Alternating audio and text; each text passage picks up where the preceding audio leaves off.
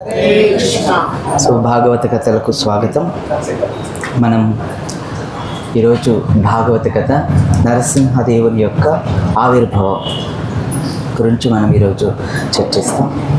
అయితే గడిచిన వారం మనం ఎక్కడ ఆపేసామో అక్కడి నుంచి మరోసారి మనం గుర్తు చేసుకుంటూ మనం ప్రహ్లాదుని ప్రార్థిస్తూ మనం నరసింహ అవతారం గురించి, ఆ భగవంతుని యొక్క విశేషమైనటువంటి అవతారం ఎలా తీసుకున్నాడు, ఆ అవతారం తీసుకోవడానికి కారణం ఏమిటి అనేది మనం ఈరోజు చర్చిస్తాం.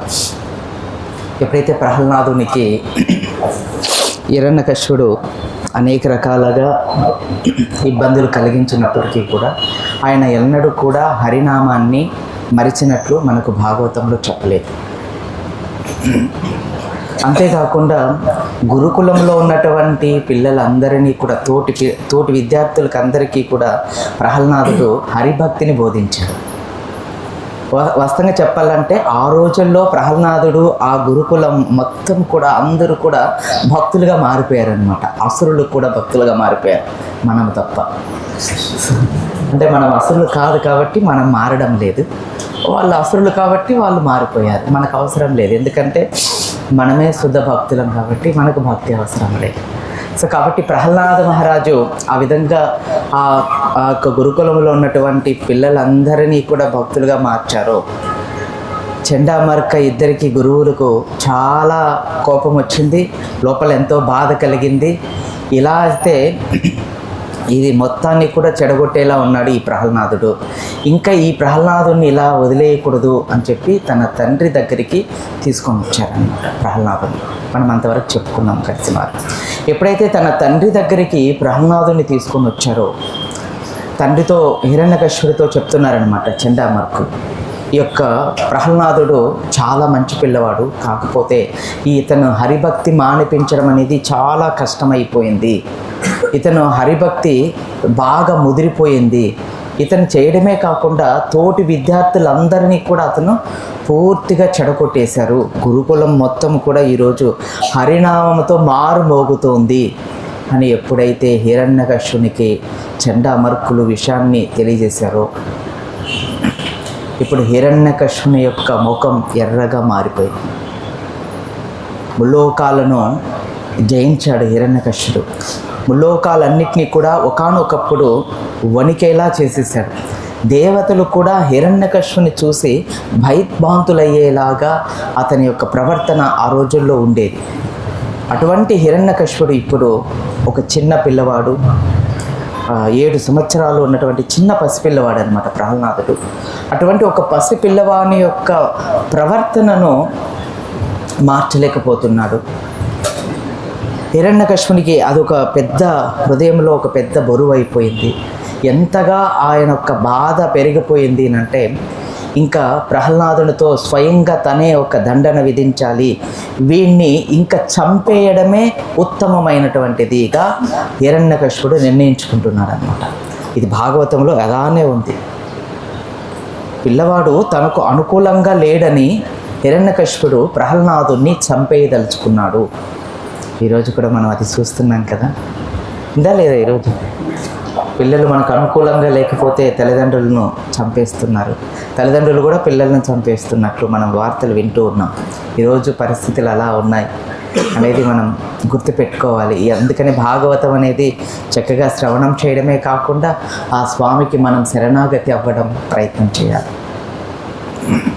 ఈ విధంగా హిరణ్యకశిపుడికి ప్రహ్లాదుని చంపేయాలి, వీడిని చంపేసినట్లయితే వీని పీడ విడగడైపోతుంది అన్నట్లు ఇప్పుడు ప్రహ్లాదుని పిలిచి, నీకు అనేక విధాలుగా నేను నీకు పరీక్ష పెట్టాను, అంటే అనేక రకాలైనటువంటి కష్టాలు పెట్టినప్పటికీ కూడా నువ్వు ఎందుకని ఈ హరిభక్తిని మానడం లేదు?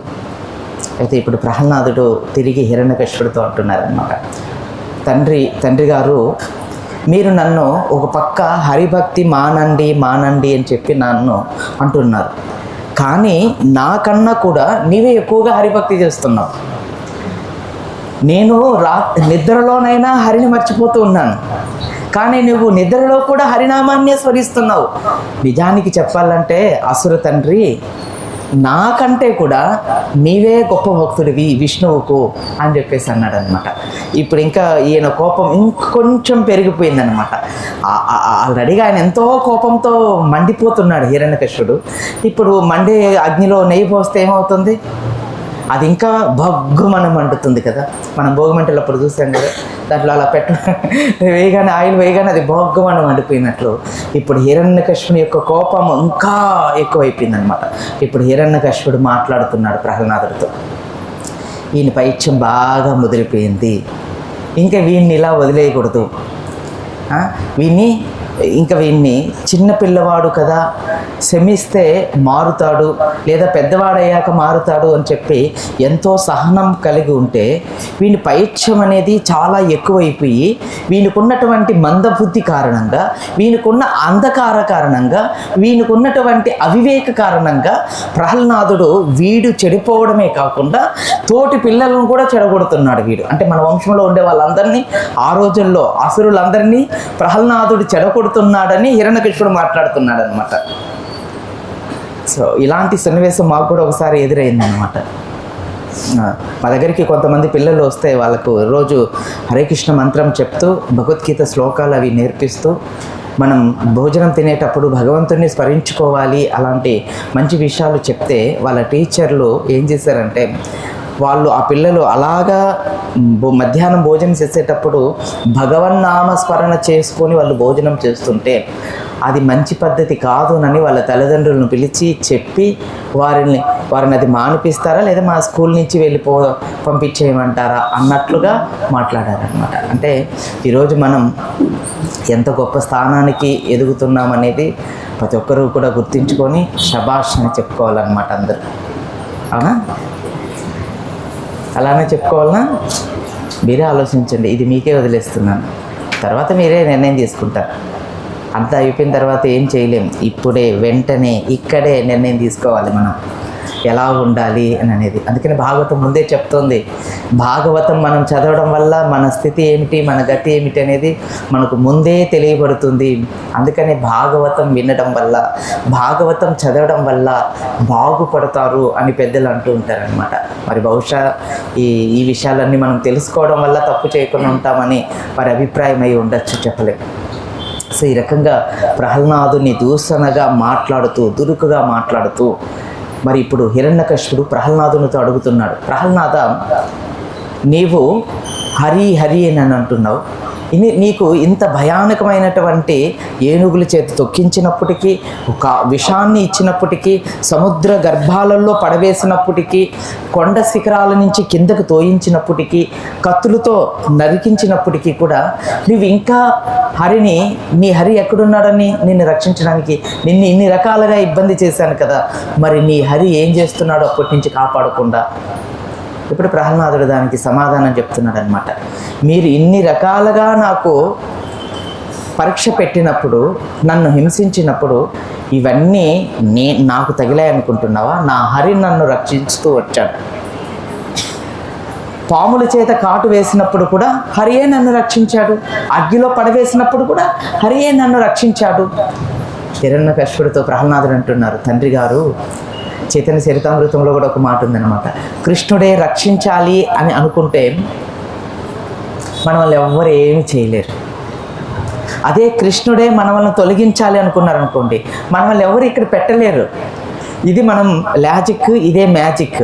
ఇది మనం అర్థం చేసుకుంటే ఇదే మ్యాజిక్ అయిపోతుంది అనమాట. కాబట్టి మనం అర్థం చేసుకోవాలి, మనం భగవంతుని పైన ఆధారపడడం మనం నేర్చుకోవాలి. దీనికి ముందు అంతా ఏంటంటే స్వామి పట్ల మనం ఆధారపడడం నేర్చుకోవాలి.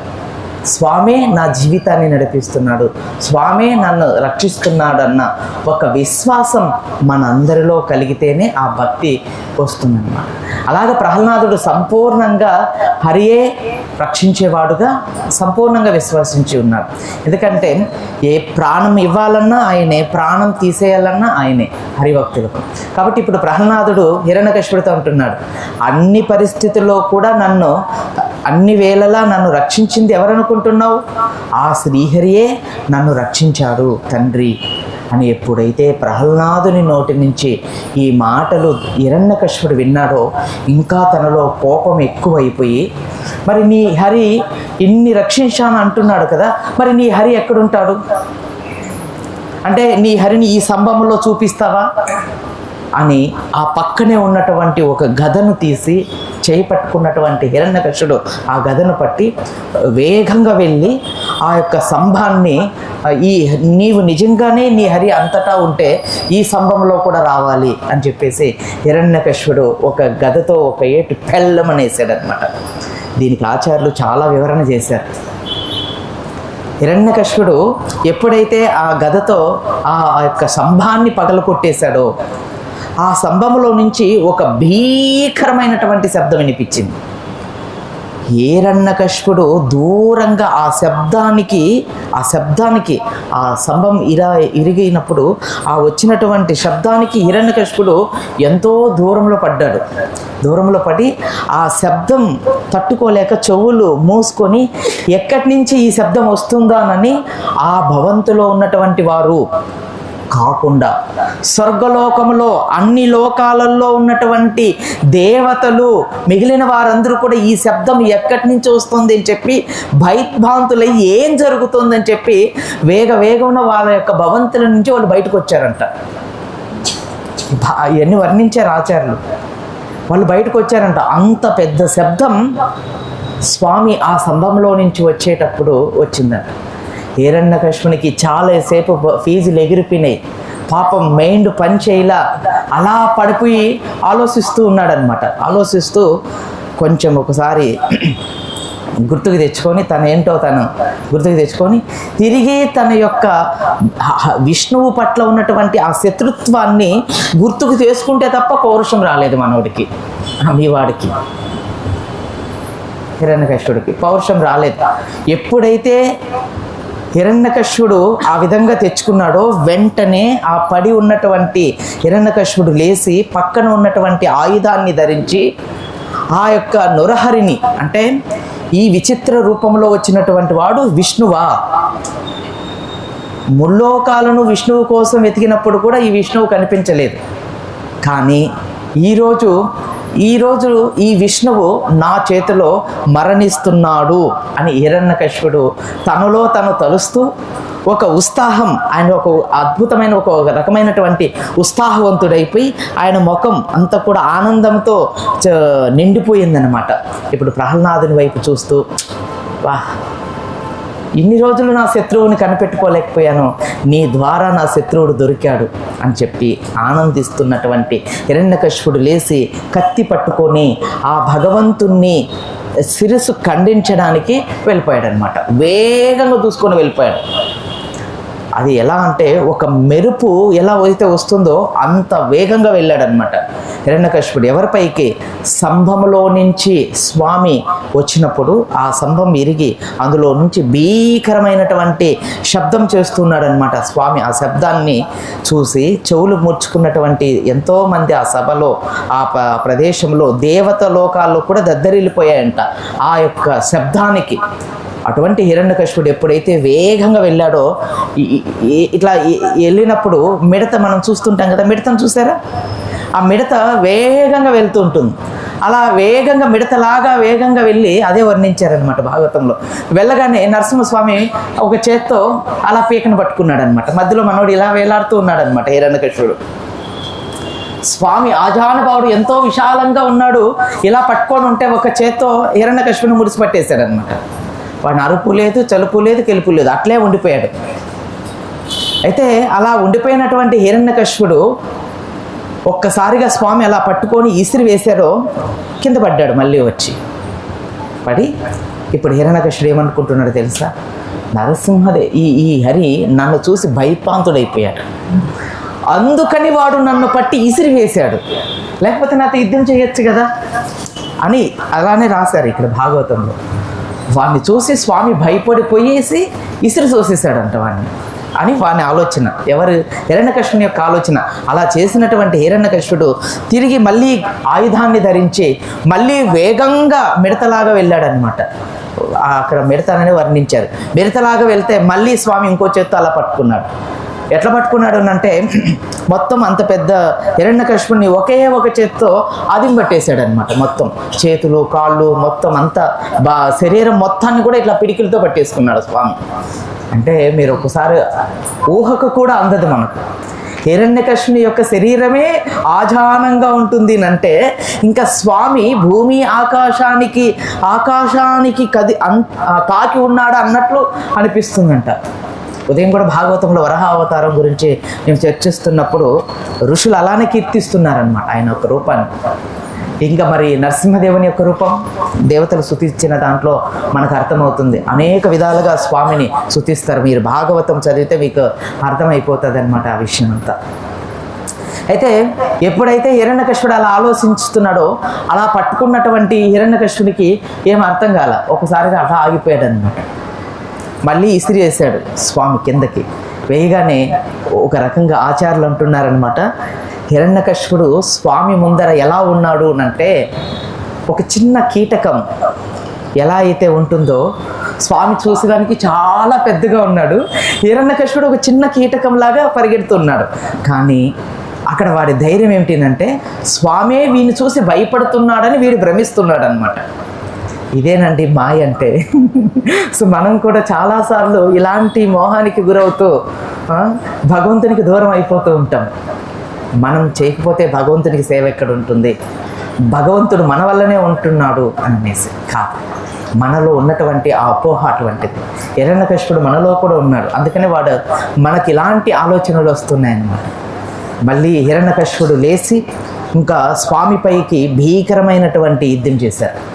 ఆ యొక్క హిరణ్యకశిపుని యొక్క అనుయువులందరూ కూడా కత్తులు అవన్నీ ధరించి చుట్టూ నిలబడుకొని ఉన్నారు. కానీ ఆయన చూస్తున్నటువంటి ఆ భీకర రూపాన్ని చూసినటువంటి వాళ్ళు భయం చెంది స్వామి దగ్గరికి రావడం లేదు, దూరంగానే ఉన్నారు.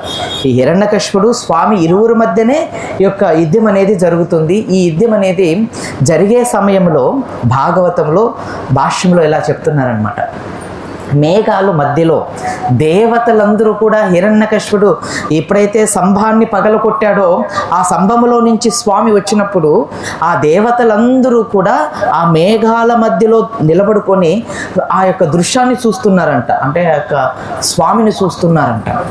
స్వామిని చూస్తూ ఉంటే ఒక సందర్భం ఏమైంది, హిరణ్యకశిపుడు వేగంగా వెళ్ళి స్వామికి ఎప్పుడైతే చిక్కిపోయాడో వీడు ఇట్లా వేగంగా వెళ్ళేటప్పుడు దేవతలందరూ కూడా మేఘాల సద్దును దాక్కున్నారంట. దేనికి అంటే పొరపాటున వీడు హిరణ్యకశిపుడు మళ్ళీ ఆచార్యులు ఇస్తున్నటువంటి వివరణ అనమాట.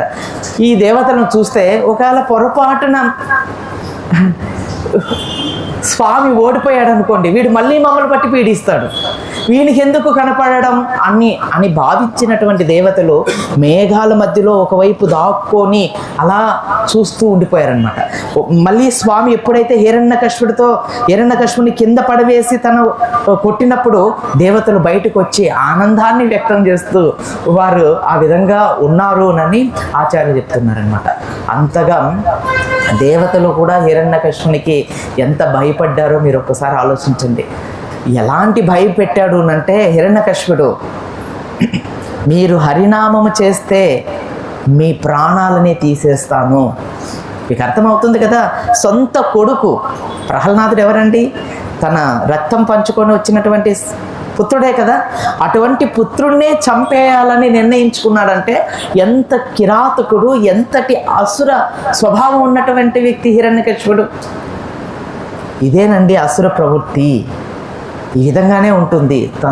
తన స్వలాభం కోసం, తనకు లాభం జరగకపోతే, తన అనుకున్నట్లు చేయకపోతే అది నష్టంగా భావించి ఇతరులను చంపడానికైనా తను ఎనుకాడడు అనేది మనకు భాగవతంలో తెలుస్తుంది.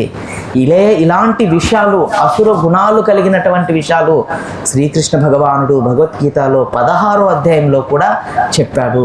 మీ దగ్గర భగవద్గీత ఉంటే చదవండి 16వ అధ్యాయం, లేదా తీసుకొని వెళ్ళి చదవండి, మీకు అర్థమవుతుంది.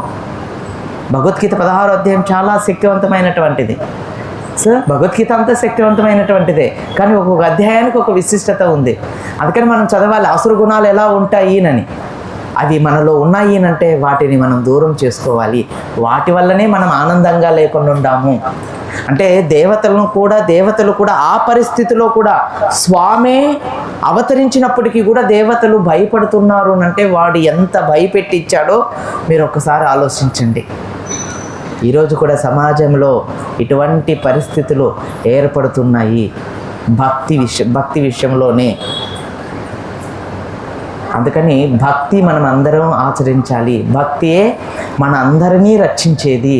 ఆ హరినామము ఒక్కటే సమస్తాన్ని రక్షిస్తుంది, సమస్త ప్రాణులను రక్షిస్తుంది, సమస్తను రక్షించేది హరినామం ఒక్కటే అనేది మనం అర్థం చేసుకోవాలి.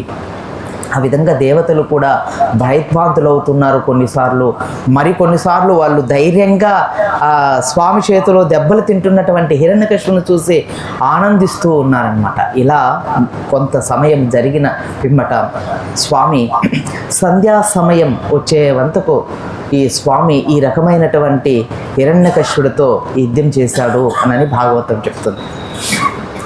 కొంతమంది అభిప్రాయాలు ఎలా ఉన్నాయి అంటే, స్వామి వచ్చేగానే అలా పట్టుమని చంపేయచ్చు కదా అంటే, ఆయన హిరణ్యకశిపుని సంహరించడానికి పెద్ద విషయమేం కాదు భగవంతుడికి. ఒక పిడికిలతోనే అంత పెద్ద హిరణ్యకశిపుని పట్టేసి ఉన్నాడంటే స్వామికి ఆ పిడికిల్లో పట్టుకున్న స్వామి హిరణ్యకశిపుని అలా పిసికితే చనిపోతాడు కదా, అదేమైనా పెద్ద విషయమా? హిరణ్యాక్షుడు కూడా వరాహస్వామి ఒకే ఒక గుద్దుతో చనిపోయాడు. ఒకే ఒక గుద్దు అండి, రెండో గుద్దు కూడా లేదు. ఒక గుద్దుగాని గుండెల పైన రక్తం కక్కి చనిపోయాడు వరాహస్వామి చేతిలో. మరి ఇప్పుడు నరసింహ అవతారంలో స్వామి వచ్చి ఉన్నాడు, మరి ఆ విషయం పెద్ద విషయమా? మొత్తం గర్భోదకం ఉన్న జలాలన్నింటినీ కూడా ఆయన మింగివేసేసాడు వాడిని ఎతకడానికి. వాడు అలా దాక్కున్నాడు అనమాట. చేయవలసిందంత చేసి వెనక దాక్కునేశాడు. అందుకని వాడిని వదిలిపెట్టకుండా వెంటనే ఆ నీటినంతటిని కూడా ఆయన తాగేశాడు. ఆయన జూడ్లేకే సరిపోయినాయి అనమాట ఆ గర్భోదక జలాలు. అంటే భగవంతుని యొక్క శరీరం ఎంత విశాలమైనటువంటిదో మీరు ఒకసారి భాగవతం 3వ స్కందం 13వ అధ్యాయం చదవండి. వరాహ అవతారం గురించి వస్తుంది, మీకు అర్థమైపోతుంది. ఇప్పుడు హిరణ్యకశిపుని యొక్క పరిస్థితి అలానే ఉంది. దానికి ఆచార్యులు ఇచ్చినటువంటి వివరణ ఏమిటి అంటే, ఒక పిల్లి తన పిల్లను నోటుతో ఎలా అయితే తీసుకెళ్తుందో, అదే పిల్లి ఎలకని ఎలా పట్టుకొని వెళ్తుందో, ఇప్పుడు స్వామి కూడా హిరణ్యకశిపుని ఆ పిల్లి ఎలకైనా ఎలాగైతే చంపేసి ఆడుకుంటుందో, ఇప్పుడు హిరణ్యకశిపుని కూడా నరసింహ భగవానుడు అలానే ఆడుకుంటున్నాడు అనమాట. ఇలా విసిరి వేస్తే వాడు ఇసిరి ఆడపడితే మళ్ళీ వాడి దగ్గరికి ఇలా స్వామి గర్జన చేస్తూ దగ్గరికి వెళితే వాడు కొంచెం వెనక్కి వెళ్తూ మళ్ళీ ముందుకు వస్తూ నిన్ను చంపేస్తాను అంటూ ముందుకు వేస్తే, చంపుతావా, ఏది లేయి అని చెప్పి వాడిని వాడు లేసే శక్తి కూడా లేదు హిరణ్యకశిపుడికి. స్వామి వాడిని లేచి నిలబెట్టి ఒక్కసారిగా ఒక గుద్దు కుడితే మళ్ళీ దూరంగా పడుతున్నాడు అనమాట. అంతలో మళ్ళీ వాడు కొట్టేదానికి స్వామిని కొట్టడానికి ప్రయత్నం చేస్తున్నాడు. ఇలా జరిగిన స్వామి దీర్ఘకాలం చేసిన తర్వాత అతన్ని ఒక చేత్తో పట్టుకొని బరబర ఈడ్చుకొని వెళ్తూ ఆ గడప పైన స్వామి కూర్చొని ఆ ఒళ్ళో హిరణ్యకశిపుని పనుకోపెట్టుకొని ఆయన యొక్క పొట్టను ఉదరాన్ని చీల్చేసాడనమాట ఒక్కసారిగా. ఎప్పుడైతే నరసింహ భగవానుడు ఆ విధంగా వచ్చి కోపంతో ఇలా ఎప్పుడైతే చీల్చేశారో దానికి ఆచార్యులు రకరకాల వర్ణాలు చేశారు. హిరణ్యకశిపుడు నరసింహ భగవానుడు హిరణ్యకశిపుని ఒళ్ళో పెట్టుకున్నప్పుడు జాలి కలిగిందంట పాపం. అంటే అతను కూడా భక్తుడే కదా తనకు. అయితే వాడిని చంపడానికి ప్రహ్లాదుని గుర్తుకు తెచ్చుకున్నాడు. ఏ విధంగా గుర్తుకు తెచ్చుకున్నాడు అంటే, ప్రహ్లాదునికి ఏమేమైతే కష్టాలను పెట్టాడో హిరణ్యకశిపుడు అవన్నీ ఒక్కసారిగా స్మరణ చేశాడంట స్వామి. తన మనసులో స్మరణ చేసేసరికి ఇప్పుడు కలిగింది స్వామికి కోపము. ఇంకా ఎంత భీకరమైన రూపాన్ని చూపించాడు అంటే, ఇంద్రాది దేవతలు ఇప్పటి వరకు వాళ్ళు అంత ధైర్యంగా చూసినటువంటి వాళ్ళు కూడా గజగజ వణికిపోతున్నారనమాట. అంత భయంకరమైన రూపాన్ని చూసి అని చెప్పి నరసింహస్వామి ఆ గోరులను బయటికి తీసి పొట్టని ఇలా చించి ఆ పేగులన్నీ తీసి మెల్లో వేసుకొని ఆ రక్తాన్ని ఇది చేసి అంతకు కోపం చల్లారకపోతే వాని కడుపులో పొట్టలో చేయి పెట్టి స్వామి తిప్పేస్తూ ఉంటే అంత భయంకరమైన గర్జన చూసి దేవతలకు కూడా చెమట్లు కప్పేసాయంట. అంత భయం కలిగిందంట స్వామి ఆ యొక్క రూపం ఆ కోపాన్ని చూసేదానికి. హిరణ్యకశిపుడు చనిపోయాడు. అతను గుండె కూడా లాగి దాన్ని కూడా పీచిలు చేసేసి నా భక్తుణ్ణి ఇంత హింస పెడతావా అన్నట్లుగా హిరణ్యకశిపుణ్ణి అంత భయానకంగా స్వామి వాణ్ణి సంహరించి కింద తోసేశాడు. ఆ సమయానికి బ్రహ్మ, ఇంద్ర, శివ, లక్ష్మీదేవితో సహా ఇంద్రాది దేవతలు అందరూ కూడా వచ్చేసారు అక్కడికి. అందరూ వచ్చి దూరంగా నిలబడుకున్నారన్నమాట. స్వామి ఆ యొక్క ఆ గడప పైన అలా కూర్చొని భీకరంగా గర్జిస్తూ ఉంటాం. అలా మెల్లిగా లేసినటువంటి స్వామి కోపంతో భయంకరమైనటువంటి శబ్దం చేస్తున్నటువంటి నరసింహదేవుడు వెళ్ళి ఆ హిరణ్యకశిపుడు కూర్చున్నటువంటి ఆసనం పైన కూర్చున్నాడనమాట. అప్పటి వరకు అది ఆసనంగానే ఉండేది. స్వామి ఎప్పుడైతే కూర్చున్నాడో అప్పటి నుంచి సింహాసనంగా మారింది అని చెప్తారన్నమాట. సింహాసనంగా మారింది.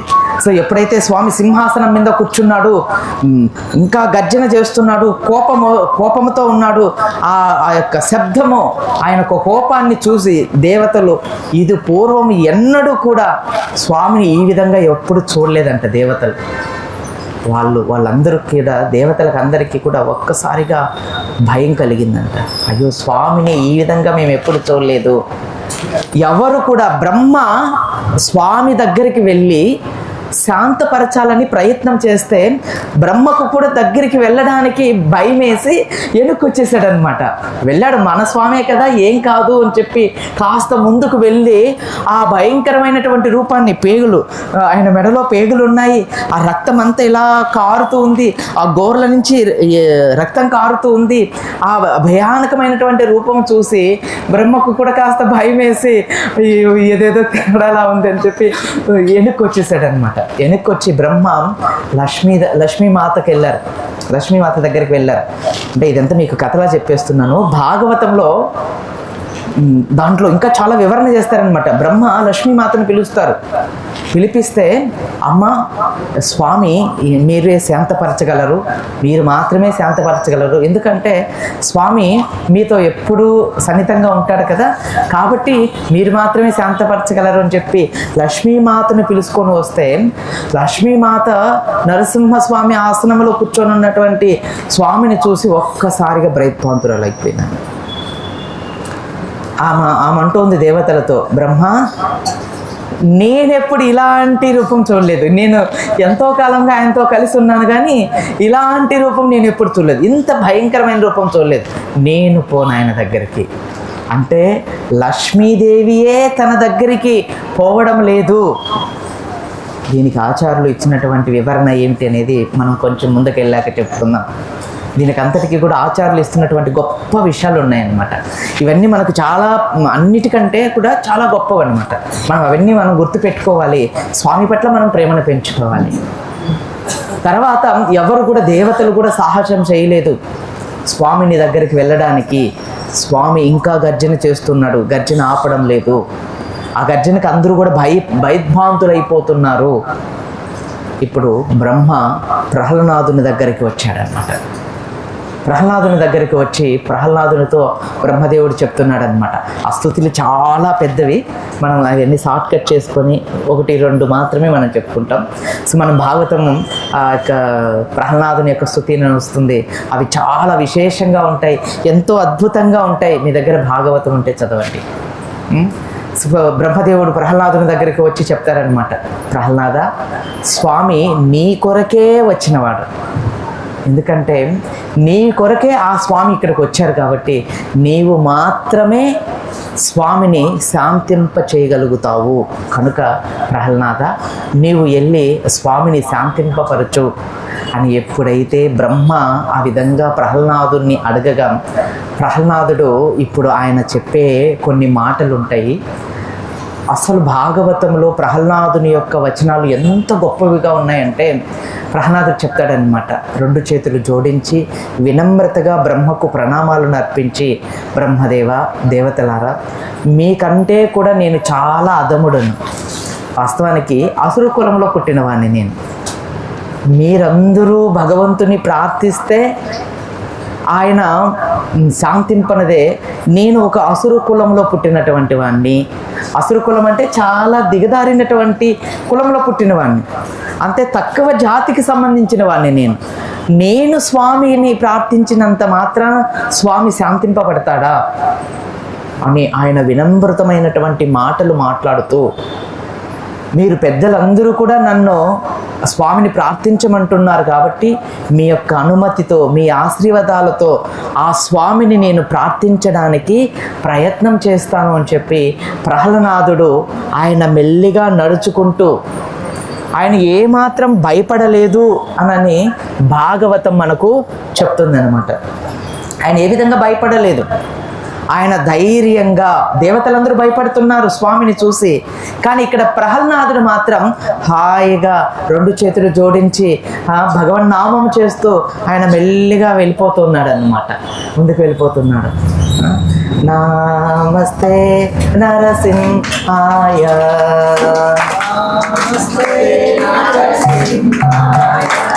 Prahlada దాయినే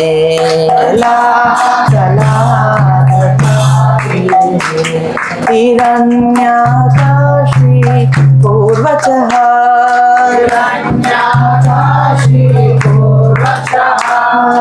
शिलकंठानकाये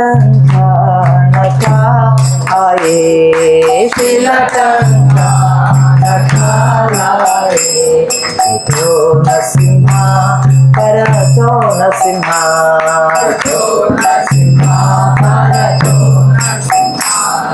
Yeto yami tato narasimha, yeto yami tato narasimha, bahe narasimha, hrudaye narasimha, narasimha, hrudaye narasimha, narasimha madim chara nambapate, narasimha madim chara nambapate.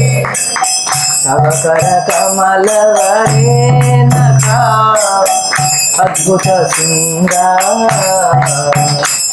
Lalita हिरण्यकशिपो धनवृंदा, केशवद्रीका Narhari रूपा, जय जगदीश हरे,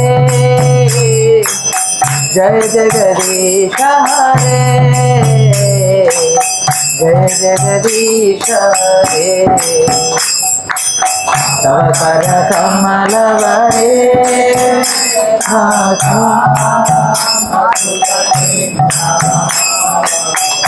ललिता हिरण्यकशिपो धनवृंदा, केशवद्रीका नरहरि रूपा, जय जगदीश हरे, जय जगदीश हरे, जय जगदीश हरे। जय केशवद्रीका नरहरि रूपा, जय जगदीश हरे, जय जगदीश हरे, जय जगदीश हरे। केशवद्रीका नरहरि रूपा, जय जगदीश हरे, जय जगदीश हरे। नरसिंहदेव नरसिंहदेव नरसिंहदेव, जय नरसिंहदेव नरसिंहदेव, नरसिंह भगवान की, नरसिंह भगवान की, नरसिंहदेव नरसिंहदेव नरसिंहदेव, जय नरसिंहदेव। प्रहलाद महाराज की, प्रहलाद महाराज की। ఈ విధంగా ప్రహ్లాద మహారాజు స్వామిని ఈ కీర్తన ఆయన పాడలేదు. ఇది మన ప్రార్థన. సో మనం దీన్ని ఈ భాగవత కథలో ఒక భాగంగా మనం కలుపుకున్నాం. మళ్ళీ ఆధారాలు అడగద్దండి. సో ఇది మనకు ప్రభుపాద వారు ఇచ్చినటువంటి దాంట్లో వచ్చినటువంటి, మనం ప్రతిరోజు కూడా నరసింహదేవుని యొక్క ప్రార్థన చేస్తాం. ఈ ప్రార్థన బాగుంటుందని మనం దీంట్లో పాడుతున్నాం అన్నమాట. ఎప్పుడైతే ప్రహ్లాదుడు స్వామిని రెండు చేతులు జోడించి స్వామి దగ్గరికి వెళ్ళారో, స్వామి అంత భీకరమైనటువంటి కోపం, ఆ ఉగ్రమైనటువంటి రూపం, ఒక్కసారిగా ప్రహ్లాదుడు ఎప్పుడైతే స్వామి దగ్గరికి వెళ్ళాడో ఆయన ముఖం ఎంతో శాంతంగా ప్రశాంతంగా సిరుమందహాసం చేస్తూ ఆ ప్రహ్లాదుని దగ్గరికి తీసుకొని తన గుండెలకు అద్దుకుంటాడనమాట. నరసింహ భగవానుడు అద్దుకొని ఆయన తొడపైన ఇలా కుసన పెట్టుకొని ఆయన కురులను ఇలా నిమురుతూ ఆచార్యులు ఈ సందర్భంలో ఒక చక్కటి ఉదాహరణ ఇస్తూ ఉన్నారనమాట. స్వామి నరసింహ భగవానుడు ప్రహ్లాదుని అలా కుసన పెట్టుకొని తన కురులన్నీ కూడా ఇలా ఒక చేత్తో ఇలా నిరుముతూ ఆయన ఒక సింహము పిల్లను ఎలాగైతే పుట్టినప్పుడు ఆ సింహము పిల్లను నాకుతుందో, ఇప్పుడు ప్రహ్లాద మహారాజును స్వామి స్వయంగా అని చెప్పి ఆయన తన నాలుకతో ముద్దులాడేస్తూ తన శరీరం అంతా వాసన చూసేస్తూ నాకేస్తూ అంతటి ప్రేమ భావాలను ఒక్కసారిగా స్వామి ప్రహ్లాదుని పైన పొంగిపోతూ ఆయన రెండు కళ్ళల్లో నుంచి అశ్వధారాలు కారుతూ ఉన్నాయంట. స్వామికి ప్రహ్లాదుని చూడగానే ఒకసారి మీరు ఆలోచించండి, స్వామికి ఎంత ప్రేమ ఉంది, ఎంత ప్రేమ ఉందండి. అలాంటి ప్రేమను మనం ఈరోజు వదిలేస్తున్నాం. స్వామి దగ్గరికి అందుకోసమే మనం రావాలి. ఎప్పుడైతే మనం చూడండి, భగవంతుడి కన్నా మనల్ని ప్రేమించే వాళ్ళు ఎవ్వరు ఉండరు. భగవంతునిలాగా మనల్ని చూసేవాళ్ళు ఇంకెవ్వరు ఉండరు.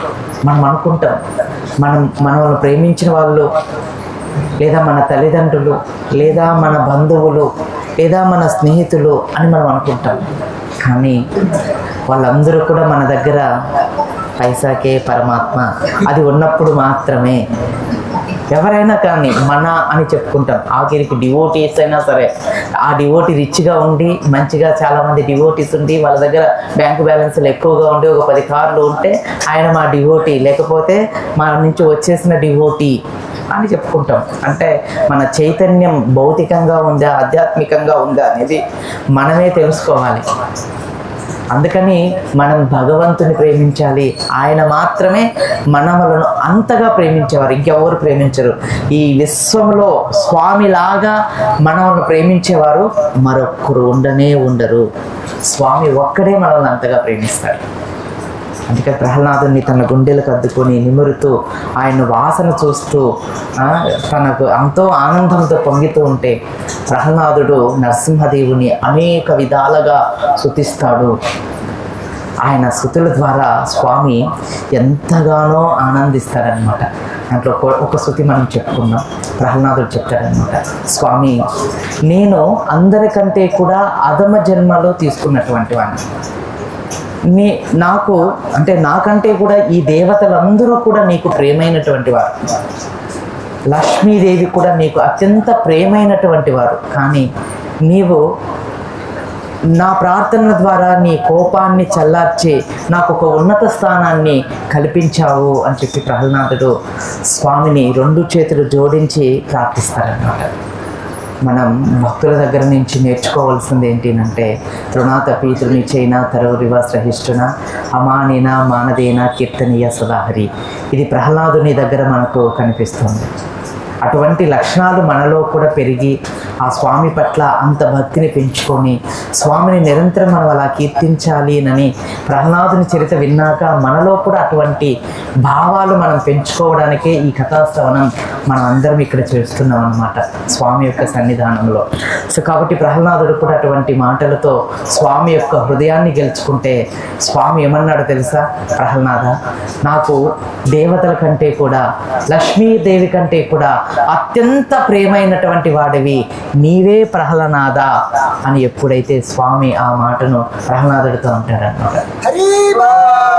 ఒకసారి మీరు ఆలోచించండి, స్వామికి దేవతల కంటే కూడా తన భక్తులు తనే సర్వస్వంగా పెట్టుకొని ఉన్నటువంటి వాళ్ళు అత్యంత ప్రేమ అని భగవంతుడు స్వయంగా చెప్తున్నాడు. ఈ విషయం పద్మపురాణంలో శివభగవానుడు పార్వతీమాతకు చెప్తారు. మీరు పద్మపురాణం చదవండి. ఒక శ్లోకంలో పార్వతీమాతతో మహాదేవుడు చెప్తాడనమాట, పార్వతి విష్ణు భక్తులకు విష్ణువే వారి జీవిత ఆధారం, వారికి విష్ణువు తప్ప వేరే లోకమే వారికి ఉండదు అని పార్వతీమాతతో మహాదేవుడు స్వయంగా ఈ విషయాన్ని ప్రస్తావిస్తాడు. అందుకని వాళ్ళు అత్యంత మహోన్నతమైనటువంటి విష్ణువును ప్రేమించే వాళ్ళు, వారు నాకు అత్యంత ప్రేమ, వారంటే నాకు చాలా ప్రేమ కలిగిన వాళ్ళు అని మహాదేవుడు పద్మపురాణంలో పార్వతీమాతతో సంభాషణలో చెప్తున్నటువంటి శ్లోకం అన్నమాట. ఆ శ్లోకం యొక్క అర్థం అన్నమాట అది. సో ఆ విధంగా ఇంద్రాది దేవతల కంటే కూడా తన భక్తులంటే స్వామికి ఎంత ప్రేమమో అనేది ప్రహ్లాదుడి ద్వారా తెలియపరుస్తుంది.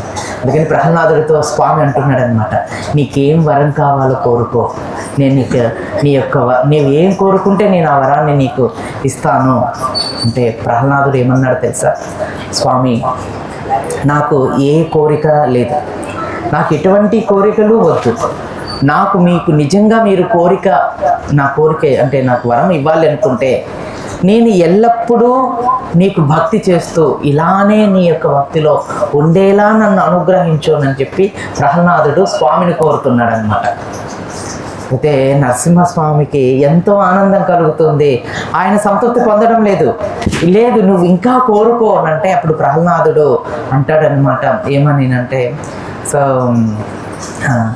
నా తండ్రి తెలియక నీ పట్ల ఎంతో అపరాధం చేశాడు, అవన్నీ నువ్వు మనసులో పెట్టుకోకుండా నా తండ్రిని క్షమించి నా తండ్రికి ముక్తిని ప్రసాదించు అని ప్రహ్లాదుడు భగవంతుడిని అడుగుతున్నాడు అనమాట. శాంక్షన్ చేసేసాడు అది కూడా భగవంతుడు. ఇంకా అడుగుతున్నాడు భగవంతుడు, ఇంకా ఏదైనా కోరుకో అంటే ప్రహ్లాదుడు చెప్తున్నాడు అనమాట, ఈ భౌతిక జగత్తులో ఉన్న జీవులన్నీ కూడా నీ దగ్గరికి ఎప్పుడైతే వస్తాయో అప్పుడు నాకు అదే ఆనందం, అటువంటి కోరిక నాకు అవరాన్ని ఇవ్వు అని చెప్పి స్వామిని కోరుతున్నాడు అనమాట ప్రహ్లాదుడు. చివరి కోరిక మన అందరినీ ఆయన దగ్గరికి తీసుకొని వెళితే అదే ఆయన కోరిక అంట. అందుకనే భక్తులు ఎప్పుడు కూడా కల్పవృక్షాలు అని అంటారు. కానీ మనం భక్తుల నుంచి ఎప్పుడైతే భౌతికమైనటువంటి కోరికను కోరుకుంటామో భక్తుల నుంచి, అప్పుడు మనం డిస్టర్బ్ అవుతాం. భక్తుల నుంచి మనం కోరుకోవాల్సింది ఆధ్యాత్మికత మాత్రమే. మన భౌతికమైనటువంటి వాటికి భక్తుల దగ్గర నుంచి కోరుకుంటే మనం అయ్యేది డిస్టర్బ్. మనం డిస్టర్బ్ అవ్వడమే కాకుండా మళ్ళీ భక్తులను కూడా దూషణ చేస్తూ ఉంటాం మళ్ళీ. అందుకని ఎప్పుడు కూడా మనం భక్తుల నుంచి ఆశించాల్సింది భగవంతుని. మనకు ఆ భగవంతుని పట్ల కోరిక లేనప్పుడు భక్తుల పట్ల మనం అవనమ్మకాలు లేదంటే నిందాలాపనలు ఇలాంటివన్నీ కూడా మనం చేస్తుంటాం. కానీ ప్రహ్లాదుడు సమస్త జీవులన్నీ కూడా తన దగ్గరికి వచ్చినప్పుడే నేను కూడా మీ దగ్గరికి వస్తాను స్వామి అని ప్రహ్లాదుడు చివరిగా స్వామిని అడుగుతున్నాడు అన్నమాట. అప్పుడు స్వామి కూడా ఎంతగానో సంతోషించి ఆయన ఎట్టి వరాలు కోరుకోలేదు. సో అవన్నీ కూడా ఒక పెద్ద భాగవతంలో ఒక పెద్ద అధ్యాయం, మనం అవన్నీ చర్చించలేదు. అదొక మనం ఒకరోజు ఆయన ఒక భగవంతునికి ప్రహ్లాదునికి మధ్య జరిగినటువంటి ఒక సంభాషణ. ఆయన భగవంతుని అనేక విధాలుగా స్తుతించాడు, ప్రహ్లాద ప్రార్థనలు అంటారు. మనం అవన్నీ ఒకరోజు మనం చెప్పుకుందాం. ఆయన ఎంత గొప్పగా భగవంతుణ్ణి ప్రార్థించారా అని అనేసి ప్రహ్లాదుని యొక్క ప్రార్థనలు మహోన్నతమైనటువంటివిగా మనకు భాగవతంలో మన ఆచార్యులు వివరించారనమాట. వాటన్నిటి గురించి మనం ఒకరోజు మనం చెప్పుకున్నాం. సో ఆ రకంగా స్వామి ఎంతగానో సంతోషించి ప్రహ్లాదుని అనుగ్రహిస్తాడనమాట. అలా అయిన తర్వాత ప్రహ్లాదుడు కూడా స్వామిని ప్రార్థించి దేవతలందరూ కూడా ఆ యొక్క ఆ సన్నివేశాన్ని తెలుసుకొని ప్రహ్లాదుడు నరసింహస్వామి యొక్క ఒడిలో కూర్చున్నటువంటి దృశ్యాన్ని చూసి ఆనందాన్ని పొంది అందరూ కూడా దేవతలు, ఇంద్రాది దేవతలందరూ కూడా అనేక విధాలుగా అంటే బ్రహ్మ, శివ, ఇంద్ర, ఋష్, పితృదేవతలు, సిద్ధులు, విద్యాధరులు, నాగులు, మనువులు, ప్రజాపతులు, గంధర్వులు, చానురులు, యక్షులు, కిన్పురుషులు, వీళ్ళందరూ కూడా కిన్నరులు, ఈ అందరూ కూడా స్వామిని అనేక విధాలుగా ఒకేసారి అందరూ స్తుతిస్తూ ఆ యొక్క లీల అంటే ఈ కథను మనం ముగిస్తున్నాం అన్నమాట. వారందరి యొక్క స్తుతులతో స్వామిని అందరూ కూడా జై జై నరసింహ, జై జై లక్ష్మీ నరసింహ. అని చెప్తూ వాళ్ళందరూ కూడా స్వామిని అనేక విధాలుగా స్తుతిస్తున్నారు. హరే కృష్ణ హరే కృష్ణ హరే కృష్ణ కృష్ణ కృష్ణ హరే హరే హరే రామ హరే రామ రామ రామ హరే హరే. సో మనం కూడా భాగవతోత్తములైనటువంటి వారి యొక్క చరిత్ర విన్నప్పుడు ఆ విషయాలన్నీ కూడా మన హృదయంలో ప్రతిష్ఠింప చేసుకొని ప్రతిరోజు కూడా హరినామం చేస్తూ భగవంతుని యొక్క దివ్యమంగళ రూపాన్ని దర్శిస్తూ భగవంతుని ప్రసాదం తీసుకుంటూ భక్తుల యొక్క సాంగత్యంలో ఈ యొక్క మానవ జీవితాన్ని విజయవంతంగా చేసుకుందాం. హరే కృష్ణ.